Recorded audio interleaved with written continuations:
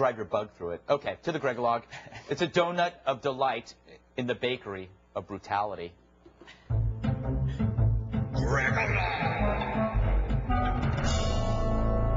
So climate change experts finally got the message, and the message is their message sucks. In fact, their scare the hell out of us screed was so awful, researchers claim that it actually undermined their mission, which I always thought was to scare the hell out of us.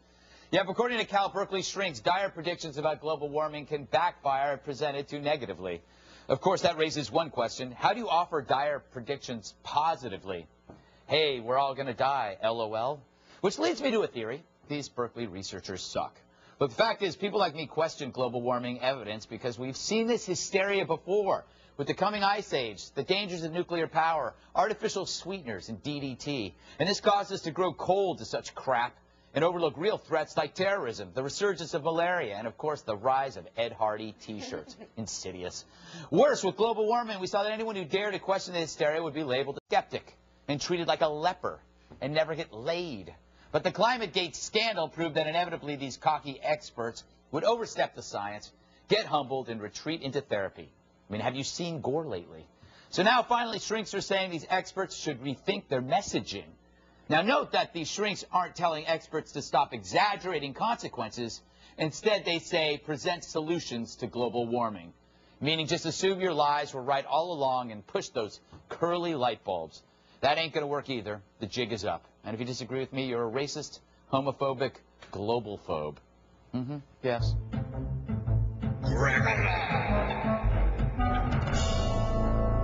have a little sweat under my nose. Oh. Nobody told me. Sweat, quote unquote. It's like global warming. Yeah, it is like global. It's global cooling here, though. Brooke, is it over? I mean, can they somehow redefine the message now that they've stepped so far over the line?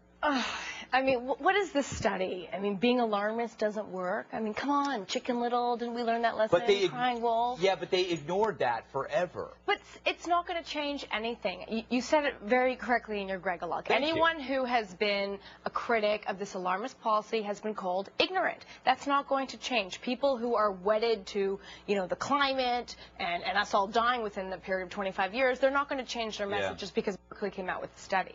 Amy, let's face it, isn't the Earth overrated? Totally. Yeah. Oh my God, I've been thinking about getting out of here. Spring break, Mars. Yeah, I don't know. I think scare tactics. I think there's definitely a good amount of people that just say, well, forget it. It's too late. Like, I have a really fat uncle, and he's just like, well, it's over. So he just eats all day, and it looks awesome. But I'm totally not a fan of scare tactics at all. Like, it's like when I worked at Outback Steakhouse, and they kept threatening me to, like, stop coming in drunk to work, and something else. I don't remember. I passed out. But it's like, I'm not going to respond to your threats, I still go to work there every day. I don't get paid, but it's to prove a point. Yeah, and you're scare wasted. Me. I'm wasted right now. Yeah, the things you do to that bloomin' onion. That's true. Just wrong. It's wrong. You guys ever eaten here before?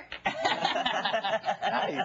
Jed, are we now, is it time now for a legitimate discussion about global warming? Now that we're kind of like on an equal footing and people can respect each other, I guess? You know what this reminds me of, this whole message talk? It reminds me of Obama trying to sell his health care law. And instead of understanding that people didn't want the law, what they said is, well, we didn't present it properly. People didn't get it. No. Guess what? People are taking issue with global warming because of ClimateGate. Yeah. Because it was realized that there was a whole bunch of people sitting trying to put a certain message forth, and that's it. So, we can talk about it, and scare tactics doesn't work. It doesn't work with terrorism. It doesn't work with anything, but we need to be realistic. Yeah. That's how the TSA, the TSA is using scare tactics, and it definitely does work on me. I'll tell you that. That's on you? Yeah. Well, I'm a Brady cat. Last question to you, Bill. After this debacle, what's next for the planet? Hopefully continue to be green and a lot less brown.